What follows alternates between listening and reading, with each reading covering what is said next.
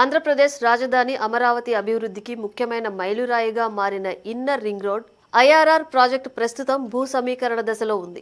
96.2 కిలోమీటర్ల పొడవున్న ఈ రోడ్డు నిర్మాణానికి public private partnership PPP model అనుసరిస్తున్నట్లు మంత్రి నారాయణ అసెంబ్లీలో ప్రకటించారు. ఈ ప్రాజెక్టు ద్వారా విజయవాడ, గుంటూరు మధ్య ట్రాఫిక్ తగ్గించడమే కాకుండా రాజధాని ప్రాంతంలో లాజిస్టిక్స్, పారిశ్రామిక, నివాస ఎక్స్పాన్షన్ కు మార్గం సుగమం చేస్తుంది.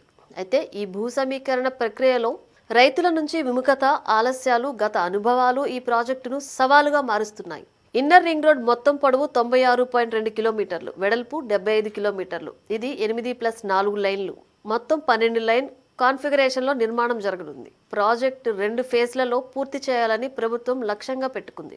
భూ సమీకరణ పూర్తయిన తర్వాత అభివృద్ధి పనులు 24 నుంచి 30 నెలలు పట్టవచ్చని అంచనా. ప్రాజెక్టు ఎస్టిమేషన్ ఖర్చు ఇంకా అధికారికంగా ప్రకటించలేదు. కానీ పీపీపీ మోడల్ ద్వారా ప్రైవేట్ పెట్టుబడులు ఆకర్షించేలా ప్రణాళికలు సిద్ధమవుతున్నాయి.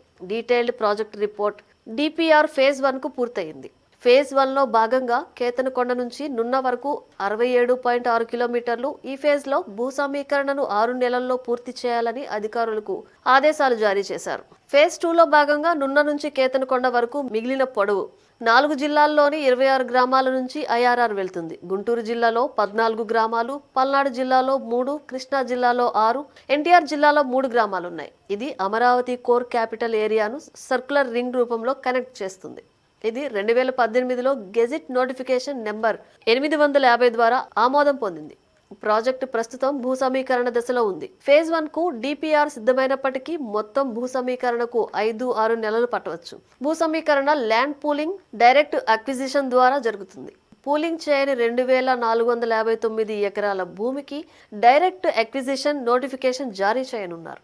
ఫార్మర్స్ నోటిఫికేషన్ ముందుకు వస్తే పూలింగ్ ఆప్షన్ ఓపెన్లోనే ఉంటుంది. Seed access road, Amaravati seed రోడ్డుకు సంబంధించి జనవరి 7న భూ సమీకరణ నోటిఫికేషన్ జారీ చేశారు. మిగిలిన 4.5 వేల ఎకరాలు సేకరించాల్సి ఉండగా 2,000 ఎకరాలు రైతులు వాలంటీర్గా ఇస్తున్నారు. ఇప్పటికే గవర్నమెంట్, ప్రైవేట్ కొన్ని ఫామ్ ల్యాండ్స్ సేకరించబడ్డాయి. Surveys, statutory clearance, pre construction యాక్టివిటీలు జరగనున్నాయి.